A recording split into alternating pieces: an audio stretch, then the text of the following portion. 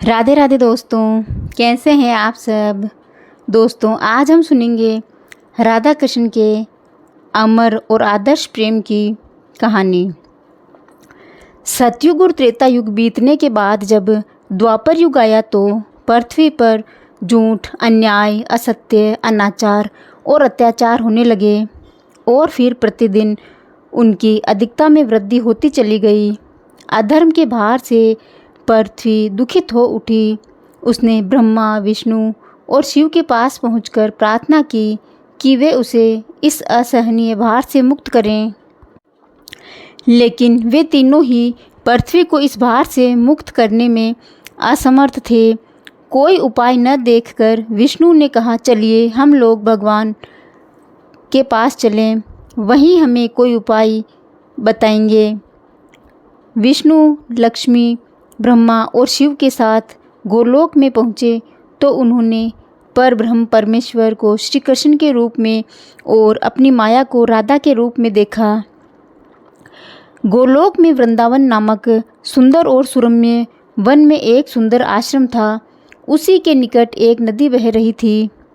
विष्णु ने परब्रह्मा परमेश्वर को पृथ्वी के दुख की गाथा सुनाई तो उन्होंने कहा, मैं पृथ्वी के दुख से परिचित हूँ।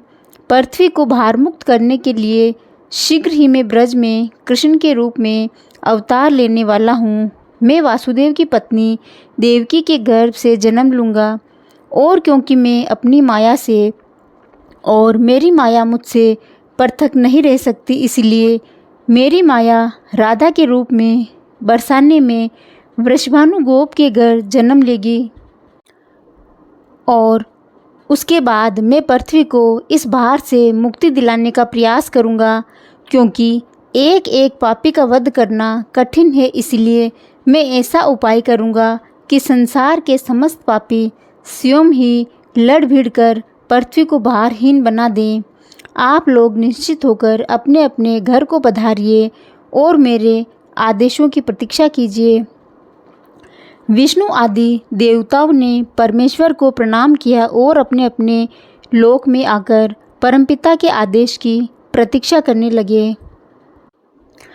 कुछ समय बाद ही अत्याचारी और अनाचारी मथुरा नरेश कंस ने वासुदेव और देवकी को कारागार में बंद कर रखा था। वहीं वासुदेव की पत्नी देवकी ने एक बालक को जन्म दिया। बालक के रूप में जन्म लेने से पूर्व ही भगवान ने उन्हें अपनी सारी योजना बताते हुए आदेश दिया था कि वासुदेव जी उन्हें गोकुल में नंदगोप की पत्नी यशोदा के पास छोड़ आएं और उसी समय उनके गर्भ से जन्म लेने वाली कन्या को लाकर कंस के हवाले कर दे। वह कन्या मेरी योगमाया है। वासुदेव ने ऐसा ही किया और कृष्ण गोकुल में नंदगोप की पत्नी यशोदा की गोद में पलने लगे। उसी समय उनकी माया ने भी राधा के रूप में बरसाने में वृषभानु गोप की पत्नी के गर्भ से जन्म लिया, जिसका नाम माता पिता ने बड़े चाव से राधा रानी रख दिया। दो अलग अलग गांवों में रहते हुए भी राधा और कृष्ण बचपन से ही एक दूसरे को चाहने लगे थे। वन में गायें चराते हुए अक्सर राधा से कृष्ण की भेंट हो जाया करती थी। फिर जब वे दोनों बड़े हो गए तो जब भी रात की बेला में कृष्ण अपनी बांसुरी के सुरों द्वारा अपनी प्रियतमा राधा को पुकारते, राधा अपनी सहेली गोप बालाओं के साथ कृष्ण के पास पहुंच जाती। राधा और कृष्ण का यह प्रेम दो किशोर किशोरी यानी लड़के और लड़की का प्रेम था, जो थोड़े से दिनों में ही पूरे ब्रज में चर्चित हो गया। नंद बाबा और यशोदा ने चाहा कि कृष्ण का विवाह राधा के साथ कर दिया जाए। उधर बरसाने में भी वृषभानु और उनकी पत्नी कलावती की भी यही इच्छा थी। एक शुभ दिन देखकर राधा और कृष्ण की सगाई कर दी गई। पूरे ब्रज में आनंदोल्लास भर गया। उत्सव ही उत्सव था चारों ओर।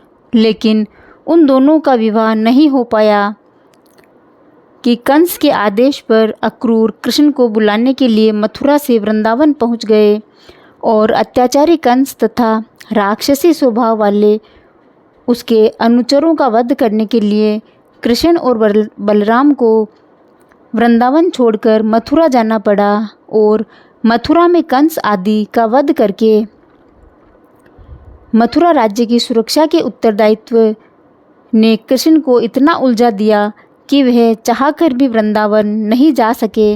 अपने जामाता कंस के वध का बदला लेने के लिए उसके ससुर जरासंध ने अपनी विशाल सेना के साथ मथुरा को घेर लिया, लेकिन कृष्ण और बलराम ने अपने पराक्रम से जरासंध और उसकी विशाल सेना को पीठ दिखाकर भागने पर मजबूर कर दिया। लेकिन जरासंध पराजित होकर भी शांत नहीं बैठा। उसके कई बार मथुरा पर आक्रमण किए। मथुरा एक छोटा सा राज्य था और मथुरा नगर को सुरक्षित स्थान पर नहीं बसाया गया था। अतः कृष्ण ने मथुरा छोड़कर अन्य कहीं जाने का निश्चय कर लिया और जरासंध की विशाल सेना के बीच से मथुरा वासियों को सुरक्षित निकालकर हजारों योजन दूर भारतवर्ष के पश्चिमी सागर तट पर ले गए और द्वारका नगर की स्थापना करके एक शक्तिशाली यादव राज्य की स्थापना की। अक्रूर के साथ मथुरा छोड़कर आने के बाद कृष्ण और राधा का मिलन फिर कभी नहीं हुआ, लेकिन वे आजीवन एक दूसरे को भूल नहीं पाए। वैभव संपन्न द्वारका में अनेक सुंदर पत्नियों का प्यार पाकर भी कृष्ण राधा को नहीं भूल पाए। वे हमेशा उनके हृदय में बसी रही और आज संसार में राधा कृष्ण के प्रेम को एक आदर्श प्रेम के महान तथा अमर प्रतीक के रूप में याद करता है। उनकी मूर्तियां भारत के मंदिरों में ही नहीं बल्कि विदेश के मंदिरों में भी प्रतिष्ठित है और लोग बड़े भक्ति भाव से उनकी पूजा आराधना करते हैं। तो दोस्तों, ये थी राधा कृष्ण के अमर प्रेम की कहानी। ये आपको कैसी लगी? अच्छी लगी है तो इस चैनल को लाइक, शेयर और सब्सक्राइब ज़रूर करें। धन्यवाद।